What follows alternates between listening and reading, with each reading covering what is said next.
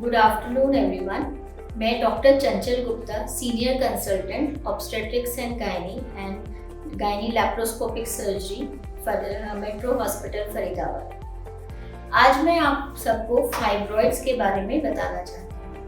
Fibroids क्या होते हैं, किस तरह से उसके सिम्टम्स होते हैं और क्या ट्रीटमेंट ऑप्शंस हमारे पास अवेलेबल है।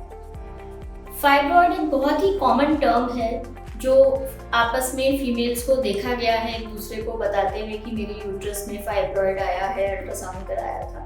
तो ये फाइब्रॉइड है क्या? फाइब्रॉइड एक तरह का ट्यूमर है, बट डरने की जरूरत नहीं है हमें, क्योंकि ट्यूमर का नाम सुनते ही हमें लगता है कि it is a dangerous thing, cancerous thing है। इट इज नॉट कैंसरस, ये कैंसर नहीं है। It is a non cancerous tumour of uterus. तो ये हिंदी में इसको हम आमतौर पे रसौलियाँ भी बोलते हैं कि हमारे यूट्रस के अंदर रसौली हो। अब ये कैसे होती हैं और इसके क्या रीजंस हैं कि किस तरह से हो जाती हैं? तो कुछ अंदरूनी यूट्रस के कारण होते हैं कि जिस वजह से ये होती हैं, जैसे कि कोई हार्मोनल चेंजेस होना। बॉडी के अंदर हमारी फीमेल्स की बॉडी में ईस्ट्रोजन प्रोजेस्टेरोन दो तरह के हार्मोन्स होते हैं। कई बार उनका ज़्यादा हो जाना, उसकी वजह से फाइब्रॉइड्स हो जाते हैं या रसौलियाँ हो जाती हैं। कुछ जेनेटिक कॉजेज भी हैं। इफ मदर सिस्टर्स को सेम प्रॉब्लम रही है तो आपको भी फाइब्रॉइड्स हो सकते हैं। कुछ और फैक्टर्स होते हैं जो यूट्रस के अंदर ही होते हैं, जिसके अंदर ये टिश्यू जो होता है, जो हम स्मूथ मसल्स या एक्स्ट्रा सेलुलर टिश्यू होता है, ये एक्स्ट्रा ग्रो करने लग जाता है, उसकी वजह से भी फाइब्रॉइड्स हो सकते हैं। अब रिस्क फैक्टर्स क्या है कि किसी को होते हैं, किसी को नहीं होते हैं। तो कुछ ऐसी चीज़ें हैं, जैसे मैंने एक चीज़ कही जेनेटिक, वन फैक्टर इसकी जेनेटिक प्रॉब्लम है तो हो सकते हैं आपको। देन रिप्रोडक्टिव एज ग्रुप, जो एज ग्रुप 30 से 35 साल से लेके 40, 45 या 50 तक जाती है, उस एज ग्रुप में ये फाइब्रॉइड्स बहुत कॉमन होते हैं। इनफैक्ट उस एज ग्रुप में ऑलमोस्ट 40 to 70% फीमेल्स का अगर आप अल्ट्रासाउंड करें तो किसी ना किसी को फाइब्रॉइड या इस तरह की रसौली अल्ट्रासाउंड में डिटेक्ट हो जाएगी। और जो रिस्क फैक्टर्स हैं कि अगर आपका हायर साइड वेट है तो आपको फाइब्रॉइड्स डेवलप हो सकते हैं, या आपकी मेंस्ट्रुएशन प्रॉब्लम जो है, मेंस्ट्रुएशन आपकी अर्ली ऑनसेट थी, जल्दी शुरू हो गई थी, तो फाइब्रॉइड्स की पॉसिबिलिटी बढ़ जाती है। कुछ विटामिन डेफिशिएंसी की वजह से, कुछ डाइटरी चेंजेस होते हैं, जैसे कि कुछ लोग रेड मीट ज़्यादा खाते हैं, उन लोगों में फाइब्रॉइड्स पाए जाते हैं, या फिर अल्कोहल कंजम्पशन जिनका ज़्यादा है, उन लोगों में भी फाइब्रॉइड्स की टेंडेंसी यूट्रस में ज़्यादा होती है। अब इनके सिम्टम्स क्या होते हैं कि क्या कब फाइब्रॉइड्स, आपको पता कैसे चलता है कि आपको यूट्रस में फाइब्रॉइड्स है? कई बार they can be asymptomatic. Asymptomatic का मतलब फाइब्रॉइड्स हैं आपके यूट्रस में, लेकिन आपको कोई सिम्टम्स नहीं है, उसकी वजह से कोई परेशानी नहीं। आप नॉर्मली अपना कोई हेल्थ चेकअप कराते हैं या किसी और वजह से आपने अल्ट्रासाउंड कराया अपना, तो उसमें यूट्रस में फाइब्रॉइड्स पता चलेंगे। दूसरा होता है सिम्टम्स कि कोई परेशानी है। यूजुअली मोस्टली फीमेल्स को जो फाइब्रॉइड्स की वजह से प्रॉब्लम्स होती हैं वो होती है मेंस्ट्रुअल प्रॉब्लम्स या ब्लीडिंग प्रॉब्लम्स। उसके अंदर आपकी इरेगुलर ब्लीडिंग होती है या मोस्टली हेवी ब्लीडिंग होती है। आपको रेगुलर पीरियड्स हैं लेकिन हेवी आते हैं, ब्लीडिंग ज़्यादा होती है, प्रोलॉन्ग पीरियड्स चलते रहते हैं। ऐसे केसेस में हम सस्पेक्ट करते हैं कि प्रोबेबली आपकी यूट्रस में फाइब्रॉइड है।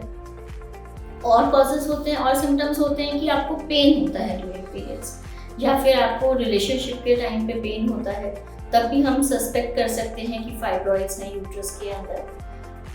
Next is pressure symptom. Pressure symptom मतलब लोअर एब्डोमेन के अंदर आपको फील होता है कि प्रेशर्स हैं, मतलब आपको कुछ हेवीनेस फील होने लग जाती है। इसका मतलब यूट्रस के अंदर, यूट्रस आपका हैवी हो गया है, और हैवी किस वजह से हो गया है कि फाइब्रॉइड्स हैं उसकी वजह से। तो आपको यूरिन पास करते समय या मोशन पास करते समय पेन होता है, या नीचे आप बैठते हैं तो हैवीनेस फील होती है। और कुछ सिम्टम्स होते हैं जो कि ब्लीडिंग, पेन हो गया, ब्लीडिंग हो गई और एक हैवीनेस, और एट टाइम्स आप चेकअप कराने जाते हैं। कई बार फाइब्रॉइड ऐसा भी होता है कि बहुत बड़ा फाइब्रॉइड है, आपने किसी वजह से आपने अपना कोई चेकअप कराया और एब्डोमेन आपका बढ़ रहा है साइज के अंदर, एब्डोमेन के अंदर लंप है जो आपको कोई और सिम्टम ही नहीं दे रहा था, तब पता चलता है कि फाइब्रॉइड है। सो ये सारे तरीके हैं। अब सिम्टम्स हुए, आपको डिटेक्ट कैसे करेंगे, कंफर्म कैसे करेंगे कि आपको फाइब्रॉइड है या नहीं? तो उसके लिए जो तरीके हैं, जो बेस्ट ऑप्शन होता है वो एक अल्ट्रासाउंड होता है। अल्ट्रासाउंड यूजुअली वी से कि ट्रांसवजाइनल अल्ट्रासाउंड। ट्रांसवजाइनल मतलब वजाइना के थ्रू जो हम अल्ट्रासाउंड करते हैं वो बेस्ट पिक्चर हमें फाइब्रॉइड्स की देता है। उसमें हम देखते हैं कितने फाइब्रॉइड्स हैं, उनकी लोकेशन क्या है, साइज क्या है, ये हमें पता चल जाता है। ट्रांस एब्डोमिनल या ऊपर से होने वाले अल्ट्रासाउंड से भी ये सब चीज़ें पता चलती हैं, पर ट्रांसवजाइनल बेटर होता है। देन आपका हीमोग्लोबिन, अगर मेंस्ट्रुअल प्रॉब्लम है, अगर आपका हीमोग्लोबिन फॉल कर रहा है, ब्लीडिंग ज़्यादा हो रही है, that is another thing which is associated with fibroid. अगर हमारे अल्ट्रासाउंड में आपको पता चल गया कि आपको फाइब्रॉइड्स हैं, तो नेक्स्ट स्टेप एक इन्वेस्टिगेशंस का कुछ केसेस के अंदर हम कराते हैं, वो है एमआरआई। एमआरआई किस लिए कराते हैं? ताकि हमें पता चले कि आपके कितने फाइब्रॉइड्स हैं और एग्जैक्ट लोकेशन हमें पता चल जाती है fibroids. Now I come to the treatment कि क्या इसके उपचार हैं, क्या ट्रीटमेंट ऑप्शंस अवेलेबल होते हैं। अगर आप एसिम्प्टोमेटिक हैं और आपके अल्ट्रासाउंड के अंदर फाइब्रॉइड्स आए हैं, तो एट टाइम्स ट्रीटमेंट की कोई रिक्वायरमेंट नहीं है, कोई आवश्यकता नहीं है, खाली आप फॉलोअप में रह सकते हैं। फॉलोअप मतलब आप चेकअप कराते रहें एवरी 6 to 8 मंथ्स और अल्ट्रासाउंड्स कराएं। अगर उस इन बिटवीन आपको कोई सिम्टम डेवलप होता है, it means then you need a treatment. अगर सिम्टम नहीं डेवलप होता है बट आपके फाइब्रॉइड्स फास्ट ग्रोइंग हैं, तो आपको ट्रीटमेंट की ज़रूरत है। दूसरा, अगर आपका फाइब्रॉइड सेम साइज का है और कोई सिम्टम नहीं है, then you don't require a treatment. Plus treatment options also depend करता है कि आपकी एज क्या है, आपकी रिक्वायरमेंट्स क्या हैं। रिक्वायरमेंट्स इन द सेंस कि आपकी फैमिली कंप्लीटेड है या अभी आपने इनफर्टिलिटी है या फैमिली आपने आगे बढ़ानी है, तो इन सारी चीज़ों को ध्यान में रखते हुए ट्रीटमेंट आपको सजेस्ट किया जाता है। अगर आपके फाइब्रॉइड्स छोटे हैं या अब कई तरह के फाइब्रॉइड, जैसे मैंने कहा कि लोकेशन, तो fibroids can be in the wall of the uterus, या फाइब्रॉइड्स आपकी यूट्रस की कैविटी के अंदर प्रोजेक्ट कर रहे होते हैं। कई बार फाइब्रॉइड्स यूट्रस के ऊपर बैठे होते हैं, समथिंग लाइक कि जैसे चेरी लगी होती है केक के ऊपर, तो समथिंग लाइक दैट। तो यूजुअली जो फाइब्रॉइड्स ऊपर होते हैं वो सिम्टम्स नहीं प्रोड्यूस करते, या फिर वो एक लंप की तरह खाली प्रेजेंट करते हैं।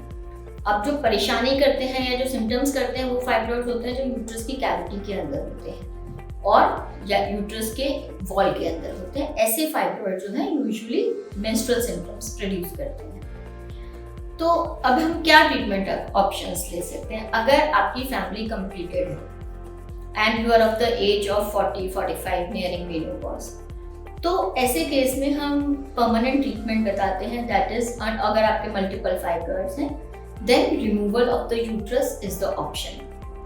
आप चाहें तो फाइब्रॉइड्स भी निकलवा सकते हैं। Again I said it depends कि कितने फाइब्रॉइड्स हैं, नंबर कितना है, सिंगल फाइब्रॉइड है, मल्टीपल फाइब्रॉइड्स हैं। अगर आपकी फैमिली कंप्लीटेड है और मल्टीपल फाइब्रॉइड्स हैं, then better option is to get the uterus removed. And in today's world with the developing techniques, laparoscopic surgery द्वारा ये किया जा सकता है। स्मॉल होल्स होते हैं, की होल सर्जरी होती है, चाहे कितने भी बड़े फाइब्रॉइड्स हों, depending on the surgical skills, आपके सारे फाइब्रॉइड स्मॉल होल्स के थ्रू चर्न करके निकाल दिए जाते हैं। Even uterus can be removed that way. Now coming to the conservative management. Conservative management का मतलब है कि खाली हम फाइब्रॉइड्स निकालें, वो भी ऑप्शंस अवेलेबल हैं। वो कैसे हो सकता है? अगर आपका सिंगल फाइब्रॉइड है, बड़ा फाइब्रॉइड है, तो खाली हम मायोमेक्टोमी की फाइब्रॉइड रिमूव कर सकते हैं। अगेन दोनों ऑप्शंस हैं, ओपन सर्जरी या लैप्रोस्कोपिकली, दोनों तरह से फाइब्रॉइड को निकाला जा सकता है। एक ऑप्शन होता है हिस्ट्रोस्कोपिक रिमूवल, मतलब अगर आपका फाइब्रॉइड यूट्रस की कैविटी के अंदर प्रोजेक्ट कर रहा है, तो फिर आपकी सर्जरी पेट के द्वारा ना करके नीचे से ही की जा सकती है। वेजाइना के थ्रू एक स्कोप डालते हैं हम, जिसको हिस्ट्रोस्कोप बोलते हैं, जिसकी मैग्निफिकेशन के अंदर हम आपके फाइब्रॉइड को इंस्पेक्ट करके और वहीं की वहीं लेजर द्वारा निकाला जा सकता है। ये सारे हमारे हो गए सर्जिकल ऑप्शंस। अगर और ऑप्शंस, हम कुछ पेशेंट्स होते हैं जो फिट नहीं है सर्जरी के लिए, उनके अलावा उनके लिए कुछ ऑप्शंस होते हैं, जैसे हम जो ब्लड सप्लाई होती है फाइब्रॉइड की उसको ब्लॉक कर देते हैं, जिसको हम एम्बोलाइजेशन बोलते हैं। वो एक ऑप्शन अवेलेबल है, कुछ सेंटर्स में होता है वो अवेलेबल, उससे वो धीरे धीरे फाइब्रॉइड श्रिंक कर जाता है। एक ऑप्शन होता है हाई फ्रीक्वेंसी एब्लेशन, जो एक रेडियो वेव्स होती है, उसके थ्रू हम फाइब्रॉइड्स को उसको श्रिंक करा सकते हैं। वो एक ऑप्शन होता है, बट उसमें बहुत छोटे 3-4 सेंटीमीटर्स के फाइब्रॉइड श्रिंक हो जाते हैं। बहुत बड़े फाइब्रॉइड्स के लिए then you need to have multiple sittings for that option, for that treatment. तो ये सारी चीज़ें हैं। बाकी कुछ मेडिकल ट्रीटमेंट्स हम दे सकते हैं, बट यूजुअली फाइब्रॉइड्स के लिए जो मेडिकल ट्रीटमेंट्स अवेलेबल हैं दे आर ओनली टेम्परेरीली, कि आपको बीच में फैमिली आपने कंटिन्यू करनी है या कुछ टाइम के लिए सर्जरी को पोस्टपोन करना है, तो हार्मोनल ट्रीटमेंट होता है, प्रोजेस्टेरॉन्स हैं, ट्रानेक्समिक एसिड होता है जिससे ब्लीडिंग कम हो जाती है, या फिर गोनेडोट्रोपिन्स के इंजेक्शंस होते हैं। ये treatment is there to postpone surgery for your fitness, for something like for delay the surgery. Otherwise if you have fibroids और सिम्टोमेटिक हैं आप, तो मोस्ट लाइकली सर्जरी ही एक आंसर होता है। बाकी सारी चीज़ें आपकी एज, पैरिटी, इन सब चीज़ों पर डिपेंड करती है। I think after my talk ये आप समझ गए हैं कि सिम्टम्स क्या होते हैं फाइब्रॉइड्स के, और नेटशेल में मैं यही कहना चाहूँगी कि all fibroids need not be removed. अगर एसिम्प्टोमेटिक हैं तो नहीं निकालना है, लेकिन सिम्प्टोमेटिक फाइब्रॉइड्स हैं तो उनको निकालना ही पड़ता है। और सारी सर्जरीज आजकल लेज़र या लैप्रोस्कोपी जिसको हम कहते हैं उसके द्वारा की जा सकती हैं। All facilities we have at our centre, और इन फाइब्रॉइड्स को हम लैप्रोस्कोपी से बहुत इजीली निकाल सकते हैं। Thank you.